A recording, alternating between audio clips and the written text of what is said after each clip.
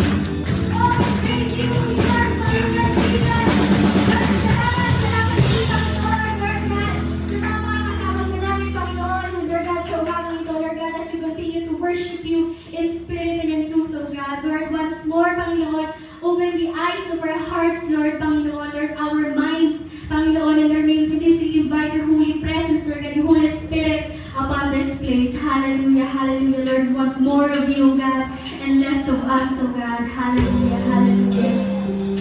Sige po, pwede po bang itaas po natin ang ating mga kamay para sa Panginoon as we sing this song. Oh, we want more of your presence. We want more of your glory. Hallelujah. Oh, my possessions.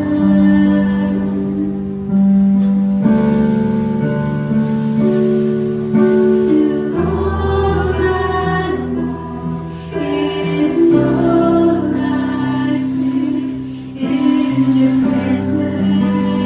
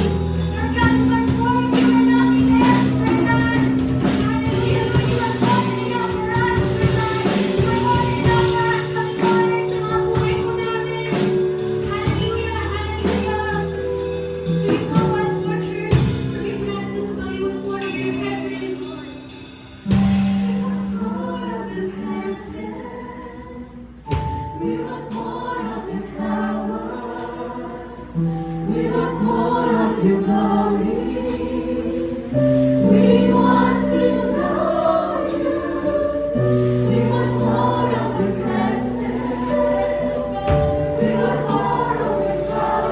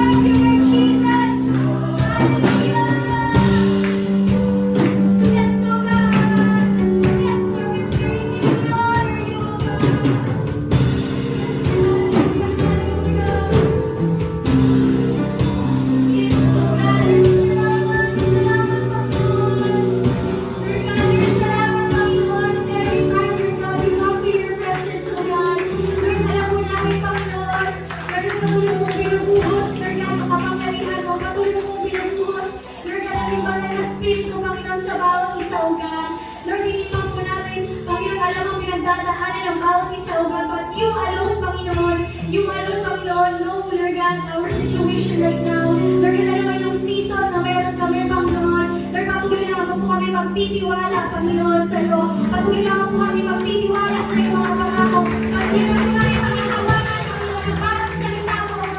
Lord, patuloy po pinigilay sa bawat isa, Lord. Maraming salamat, Panginoon. You are our great provider, our great leader, Panginoon, our Savior, our best friend, our Redeemer, Panginoon, our comforter, Panginoon. Lord, salamat, Panginoon. And Lord, ano ba, Panginoon, yung aming pagdadaanan, Panginoon, Lord, na bagyo, Panginoon. Lord, alam mo namin na mas malaki ka, mas mataas ka, mas makapangyarihan ka, Panginoon. At Lord, hindi kami, Panginoon, makakalaman ng bagyo, Panginoon, na darating sa buhay namin, Panginoon. Because we believe, Lord God, that you are our God, who is greater, Panginoon, who is greater and awesome, Panginoon, in our lives. Lord, salamat, Panginoon. Please, pinabalik po namin sa iyo, Panginoon, lahat ng kabulihan at lahat ng pasasalamat, Panginoon. Sa iyo, mga God, sa matamis na pangalan ni Jesus, sa lahat ng magsabi na, Amen, Amen, Amen. Amen. Good morning. Good morning. God is good. Jesus reigns. God is great. Amen. Sige, isa pang pinakamalakas na palakpak sa ating tungkol sa buhay. Ayan. So, minsan pa, welcome ang bawat isa sa ating panamahan dito sa Ibus, na sa kabila ng bagyo, tayo ay nagpunta. Ang ibig sabihin niyan, mahal na mahal natin ang ating Panginoon. Na hindi mapipigil ng bagyo, ng baha, ang ating pananampalataya. Ayan, sige. Pwede bago tayo maupo, kawayan natin yung ating katabi. Dahil bawal pa magkamayan. Ayan, sige, kaway-kaway lang. Ayan, yung mga namis nyo, sis, yung utang mo. Ayan. Ayan. Okay, pinapatawa ko lang kayo dahil alam ko na kapag bagyo, nag-aalala tayo na baka yung ating mga bubong ay tangayin at baka tayo ay abutan ng baha. Pero mga kapatid, alam po na tayo naman ay nananalangin, iingatan tayo ng ating Diyos sa buhay. Amen? Sige po, tayo pong lahat ay makakaupo na. Okay, so this morning, sa ating muling panambahan dito sa ating lugar, dito sa Imus, I want to speak on this topic na napapanahon. Bagamat hindi ito madalas nating marinig at medyo mahirap maunawaan. Pero dahil ngayon ay November 1, All Saints Day, ito ay i-relate ko, iko-connect ko sa tinatawag na Araw ng mga Santo o Piyesta ng mga Santo. Hindi ba napapansin na yung ating mga apelyido ay mga Kastila? Ang nanay ko, ang apelyido ay San Pedro.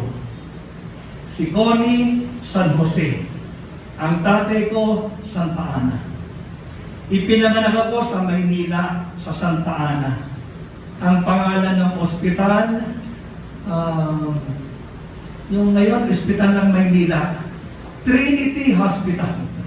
So yun ang pangalan. Tapos nakatira kami ngayon sa Pasig, San Joaquin.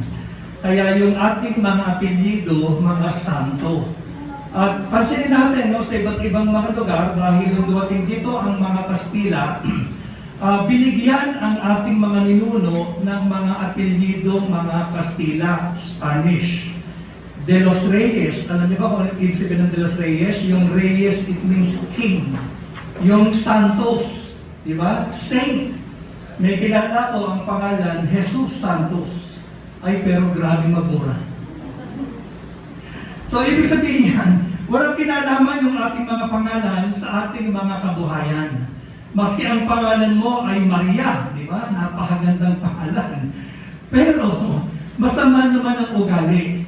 Ngayon, kaya ko to sinasalaysay dahil lalo na sa panahon ng pandemic, minsan hindi natin alam bakit ito nangyayari. Ito ba ay pinayagan ng Diyos? Ano ang ginagawa ng Diyos sa ating mga buhay? Naniniwala ako na dahil sa pandemic, nagkaroon tayo ng pagbabago. Alam nyo lang ako ay galing ng Macau. This year lang, galing ako ng Macau, dumating ako ng January 25, supposed to be 2 weeks. Uuwi sana ako ng mga first week or second week ng February. Pero dahil yung Macau, malapit lang sa Wuhan, China, mga 5-6 na oras by car. Talagang malapit lang. Kaya ngayong unang linggo sa Macau, ghost town. Talagang bawal lumabas. Nakita ko paano sila maghanda. Tapos pag uwi ko nga dito, buti na nakakuha ng ticket, walang diretsong Macau to Manila. International flight ng aeroplano ng Taiwan. Nalimutan ko lang, malaki. So, ano yan?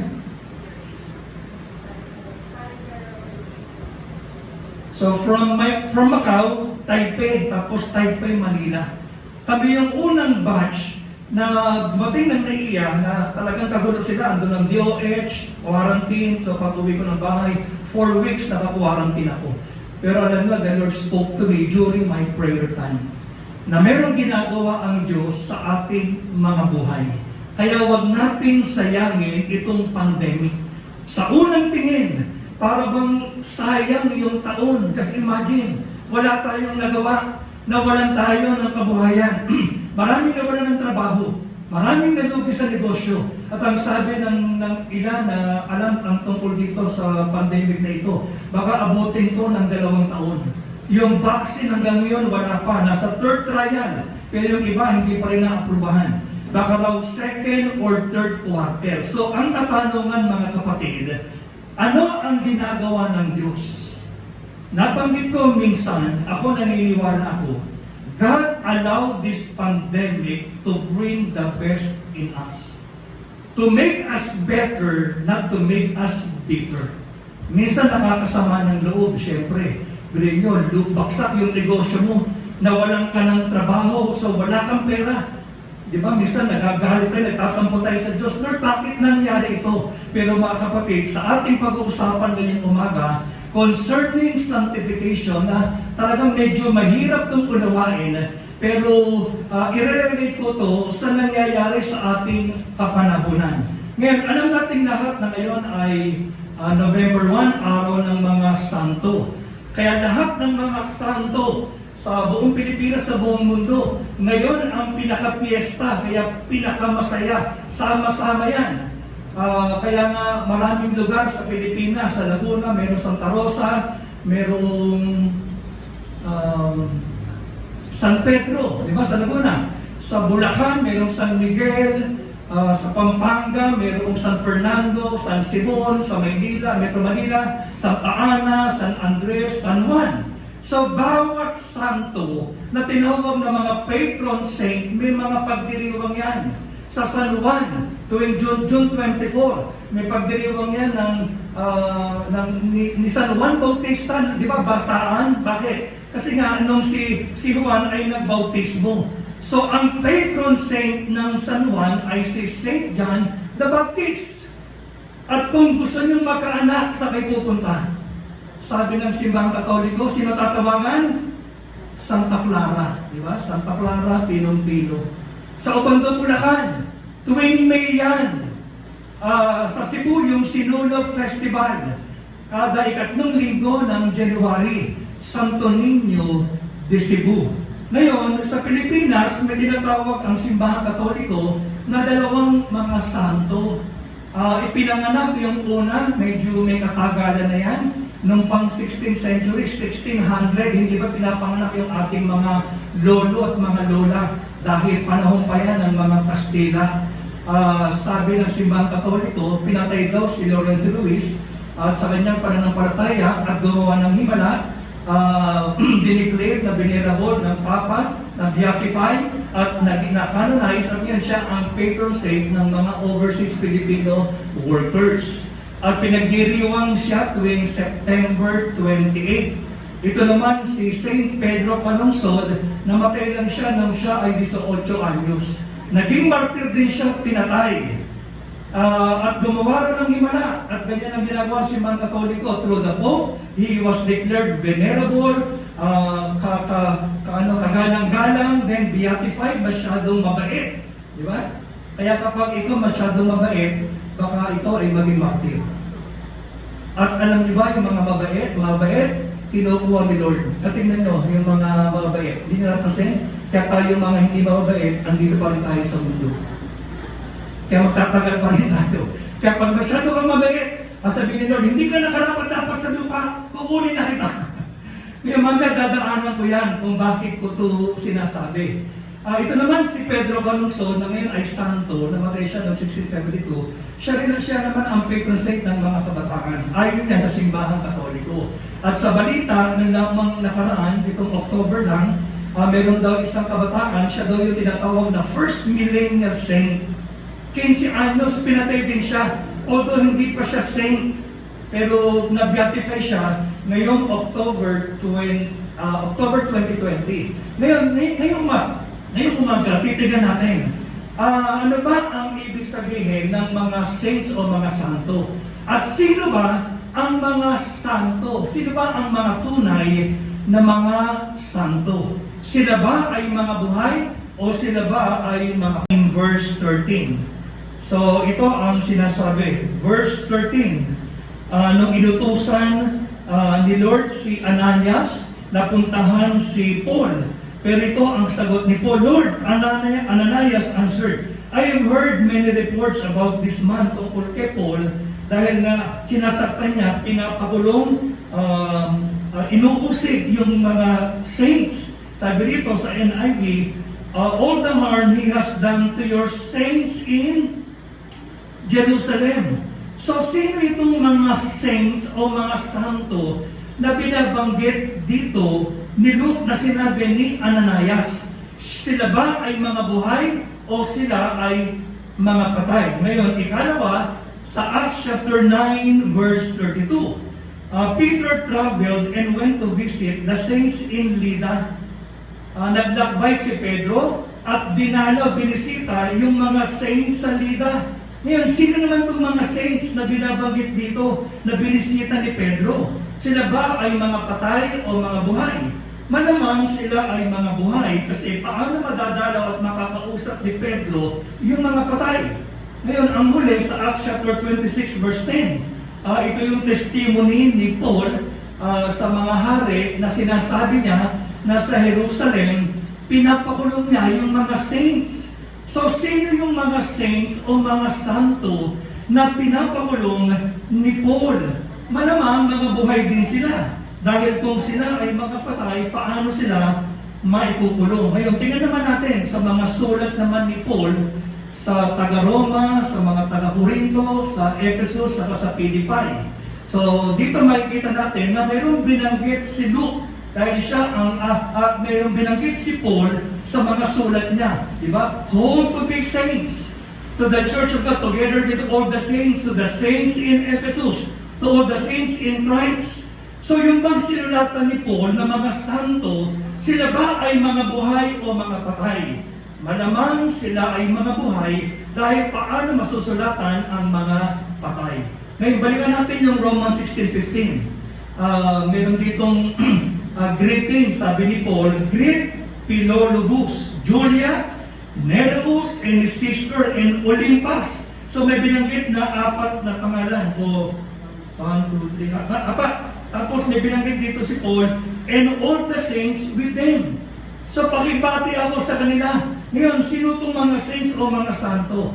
Sila ba ay mga patay o mga buhay?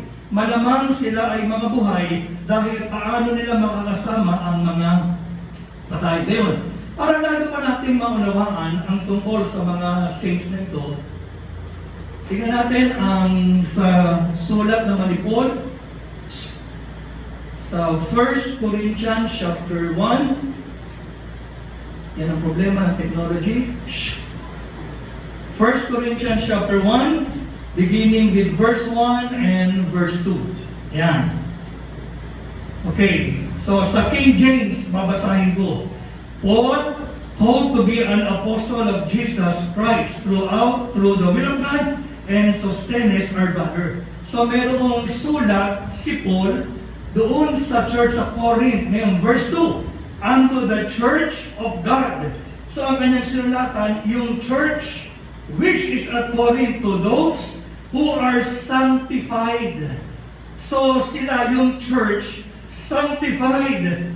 Tapos sabi ni Paul, called to be saints. So sino yung sinulatan ni Paul na tinawag ng mga santo? Ngayon, medyo mahirap unawain ito kapag ito tinagalog natin. Pero sa NIV, sa mga modern translation, ang nakalagay na, para lalong mas maliwanag, hindi na saints. Kasi nakakalito. Ang nakalagay dyan, called to be holy. Pakinggan nyo, sa Tagalog, hindi ginamit na mga santo. Sa Tagalog, ang nakalagay, mga hindi yung sinabi kanina na aking introduction. What is God doing during this pandemic? What is God trying to accomplish in the world and in the church, lalo na sa atin? Bakit pinayagan ng Diyos? Bagamat talagang buong mundo nakaranas ng paghihirap, bilhin nyo halos lampas na ng 7 buwan at aabutin ng 2 taon. At maniwala kayo mga kapatid, kasi pag binasa natin ang Book of Revelation, maraming iba't iba pang mga pandemic. Hindi bago itong COVID-19. During the 15th century, sa Europe, 200 million worldwide died sa Europe lang. 50 million namatay. Yung Black Plague na tinatawag, bubonic plague. Talagang dahil sa virus, marami nang namatay. Ngayon, ano ang ginagawa ng Diyos para sa church? Ano ang ginagawa ng Diyos para sa kanyang bayan? Ano ang ginagawa ng Diyos para sa atin? Naniniwala ko, God allowed this pandemic to make us better, not bitter, to bring the best in us. Mga kapatid, hindi sayang. May itinuturo ang Diyos sa bawat isa sa atin. Kaya ito ang ating titignan ngayon para lalo pa natin maunawaan. The word sanctification is related to the word saint. So pareho yan. Sanctification and saint. Both words have to do with holiness. Pag sinabing sanctification at saint, although sa Tagalog, santo, pero sa Bible, hinirang o mga binanal, ang ibig sabihin niyan tungkol sa kabanalan. To sanctify something is to set it apart for special use.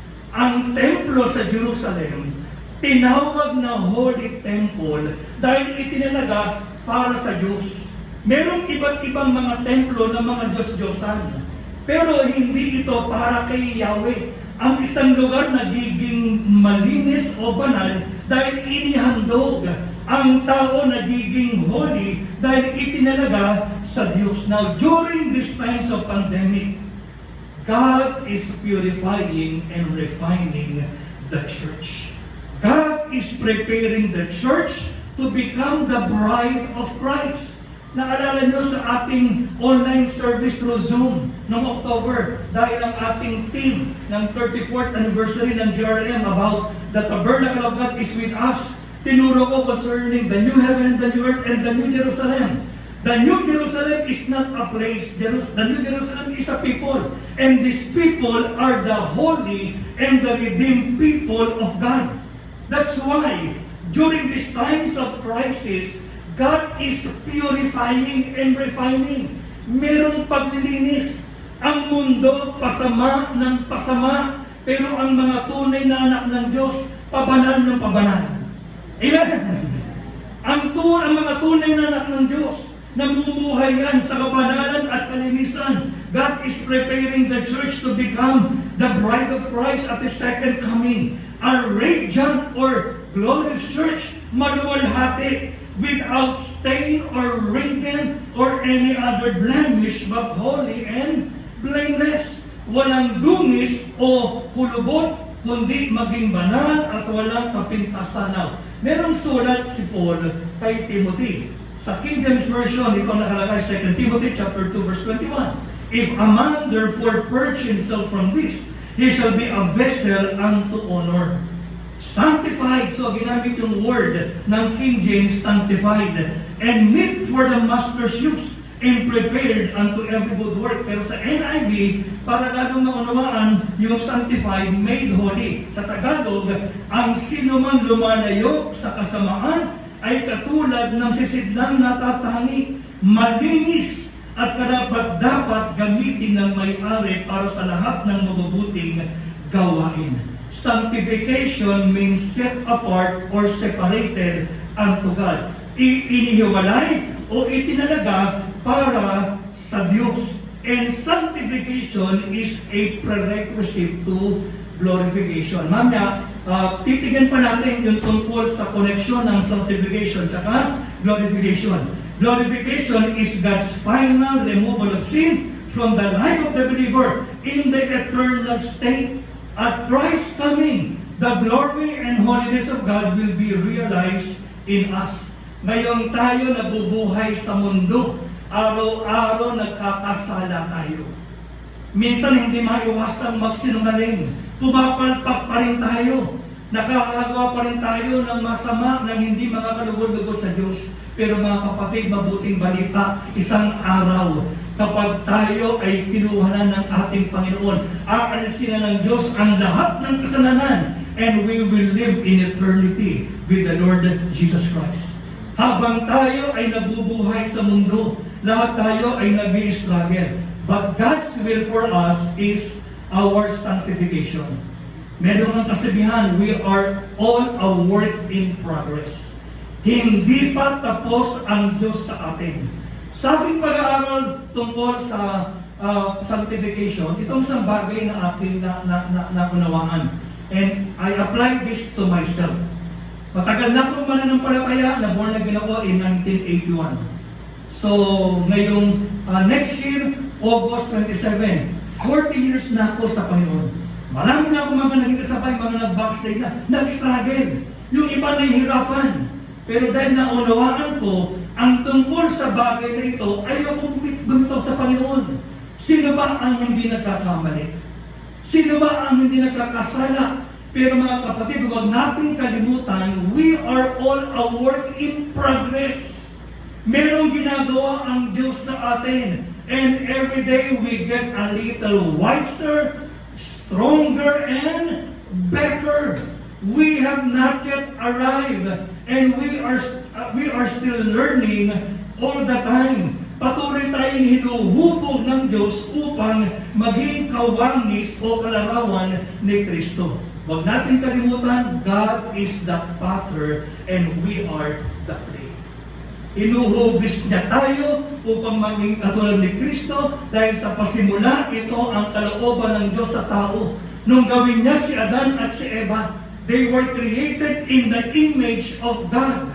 Kaya lang dahil sa kasalanan, nawasak, pumasok ang sinful nature. Ngayon uulitin ko, dahil napakahalaga nito, God allowed this pandemic for this very purpose, to bring the best in us so we can be like Christ and exhibit Christ-like character in our daily lives. Now, upang lalo natin maunawaan ang tungkol dito, mahalaga na ito ay maintindihan natin na mayroong tatlong yugto ang ating kaligtasan, ang pagliligtas ng Diyos sa atin.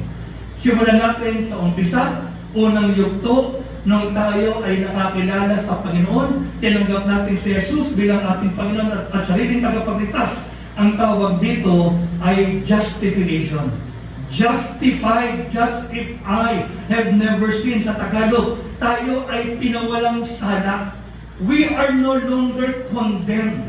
Dahil sa kamatayan ni Jesus sa krus ng Kalbaryo, tayo ay pinawalang sala. Pero hindi ibig sabihin nito, tayo ay hindi na magkakamali. Kaya nga, merong pangalawang yugto, ito yung ating pagtakbo. Tingnan nyo yung kailang binanggit ko. Ang huli, glorification, magiging perfect na tayo. Wala na ang kasalanan. Pero sa gitna niyan, ng justification at ng glorification, ito yung ating pinag-aaralan na sanctification. Ngayon, yung justification, pagpapawalang sala sa atin. We are put right with God. Tayo ay napawalang sala na sa ating mga kasalanan. Pero, hindi natatapos ang ginagawa ng Diyos sa buhay natin. Kaya nga mayroong pangalawa, ito yung tinatawag na sanctification, pagpapabanal sa atin. Ito ay isang proseso upang tayo ay maging kawangis ni Kristo. Habang tayo ay nabubuhay, tayo ay binabago. Kaya kayo na binanggit ko, we are a work in progress. Through the work of the Holy Spirit in us, we are being renewed. We are being transformed in the likeness of Christ. Pero ang pinakahuli, yung tinatawag na glorification, pagpapaluwalhati sa ating mga katawang panglupa. Kaya tayo nag-i-struggle dahil tayo ay nasa ating katawang panglupa. Yung ating katawan, gusto niyan yung mga bagay na makalaman.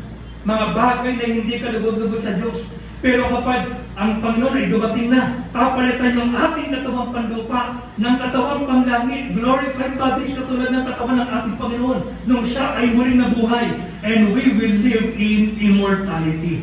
In glorification, we are made perfect in the eternal state. Now, in summary, in justification, we have been saved. In sanctification, we are being saved dahil proseso yan. In glorification, we will be saved. Now, tatlong proseso ng sanctification. Okay, so tignan nyo. Merong past, present, merong future. Ang unang yugto, yung tinatawag na positional sanctification. Kanina, salvation. Ito naman, yung mismong gitna, yung sanctification. Pagpababanal sa atin. So this is about our past. Ito yung ating position kay Kristo. Dahil kay Kristo, tayo ay binanal na. We have been saved from the penalty of sin. Tayo ay iniligtas na sa tinatawag na penalty o sa Tagalog, yung tinatawag na kaparusahan ng kasalanan. Pero sa ikalawang yugto, progressive, is about the present. And this concerns our spiritual growth. Yung ating paglago to maturity. We have to live in holiness. Although in Christ we were made holy, we are becoming holy. This is progressive, not regressive. Paabante tayo at hindi patras. Naniniwala ako mga kapatid, unti-unti tayong binabago ng ating Panginoon. Bagamat tayo ay nag-i-struggle sa kasalanan, pero araw-araw sa muling pagbabalik ni Jesus, nababawasan ng ating mga kasalanan, hindi nadadagdagan. Ang mga tunay na mga mananampalataya, kaya kung halimbawa, may mga bagay na ito, mga kapatid, merong nais ituro ang Diyos sa ating mga buhay. Now, in the ultimate sanctification, we will be saved from the presence of sin. Tayo ay ililigtas sa presensya ng kasalanan. Now, in conclusion, sinabi ni Jerry Bridges, sanctification is the work of the Holy Spirit in us. Kapag wala ang Holy Spirit sa isang tao, hindi siya mababago. Nung tayo ay wala pa kay Kristo, ako naalala ko noon, gusto ko na magbago. Sabi ko sa sarili ko, ayoko na magmariwana, ayoko nang lumaklak ng Corex D. Dahil nung ako teenager, wala pang shabu ng panahon namin. Mag-61 na ako ngayong December. Pinanganak ako 1959. So inabot ko yung mga cup syrup. Doon ko nakilala si Mercodol, si Hypodin, si Peracon. Sabi ko sa sarili ko, hilong-hilo na ako. Gusto ko lang magpakabatay, gusto ko lang mag-suicide. Araw-araw halos mariwana. Gusto ko lang magbago. Sabi ko sa sarili ko. Kaya lang pag yung barkada ko lumalapit na. 3 araw pa lang. Kasabi sa akin, kunwari ka pa. O ito, ititit mo to. Naku, wala na akong magawa. Balik uli. Mahirap magbago kapag wala ang Holy Spirit sa atin. Nung tayo ay na-born again, ibinigay sa atin ang Holy Spirit, hindi lang para maunawaan ng Bible, kung hindi para magbago ang ating mga buhay. Matanggal ang mga masamang gawa. Kaya na binanggit ko, naniniwala ako, sa pagdating ng ating Panginoon, ang tunay na church na magiging radiant na kanyang irarapture. Pabait ng pabait, hindi pasama ng pasama. Amen! Bagamat ang mundo pasama ng pasama, ngayon, whereby our inner being is progressively changed. Kaya nga merong stages, freeing us more and more from sinful traits, nababawasan yung ating mga masamang gawa, and developing within us over time the virtues of Christ-like character. Nagkakamali pa rin tayo, pero yung ating ginagawang kasalanan, hindi deliberate, hindi practice. Ngayon tayo ay born again na, hindi katulad nung hindi pa tayo mananampalataya, alam nating masama, ginagawa pa rin natin. Pero ngayon, aksidente, ayaw natin. Dati, gumagawa ka ng masama, okay lang, pero ngayon, medyo nakukonflict ka na. Bakit? Kasi nga, merong kilos ang Holy Spirit sa ating mga buhay. Mga kapatid, we are not called to be like other Christians. Tinawag tayo ng Diyos hindi para maging katulad ng ibang tao. Hindi para maging katulad ng mga magulang natin. Bagamat mahalaga yan, hindi para maging katulad ng pastor o ng boss mo. Ang gusto ng Diyos, tinawag niya tayo upang maging katulad ni Kristo. The goal of the Christian life is Christ-likeness. Mga kapatid, imbis na panghinaan tayo ng ating loob, tanggapin natin. Hindi sinasabing sa Diyos galing ang pandemic. Ang sinasabi ko lang, pinayagan ng Diyos na maranasan natin ito upang tayo ay mabago.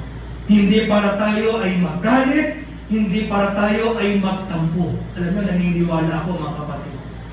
Ibabalik ng Diyos ang nawala sa atin at mas marami pa. Amen! Sinusubok lang tayo ng ating Panginoon kung hanggang saan tayo. Kasi minsan ang gusto natin, puro blessing, puro pagpapala. Paano pagpapalo? Magkasama lagi yan. Pag may langit, may impyerno. Pag mayroong blessing, pag may pagpapala, may pagpapalo. Kaya pag hindi natin naunawaan ang sanctification, yung ginagawa sa atin ng Diyos through the Holy Spirit, iisipin natin, ayoko na mag-church. Ayoko na magbasa ng Bible dahil wala namang nangyayari. Mga kapatid, may nangyayari. May ginagawa ang Diyos sa ating mga buhay. Binabago tayo. Kaya nga sabi ni Paul sa 2 Corinthians chapter 3 verse 18, we are being transformed by the Holy Spirit with ever-increasing glory. Sa Tagalog, ang nakalagay dyan, tayo ay nababago mula sa isang antas ng kaluwalhatian hanggang tayo'y maging kalarawan ni Kristo. Mga kapatid, let us accept this reality. Yung pagsusot natin ng face mask, ng face shield, huwag tayong magalit. Dahil kasama yan sa new normal, sa new reality. Pero mga kapatid, huwag kalimutan, one day, merong new heavens and new earth. Merong new Jerusalem. Amen. Palakpakan natin ang ating Panginoon. Tayo pong lahat ay tumayo. Tayo pong lahat ay pumikit. Tayo po ay manalangin.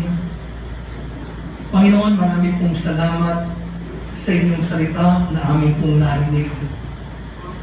Na meron po kayong ginagawa sa buong mundo at sa aming mga buhay.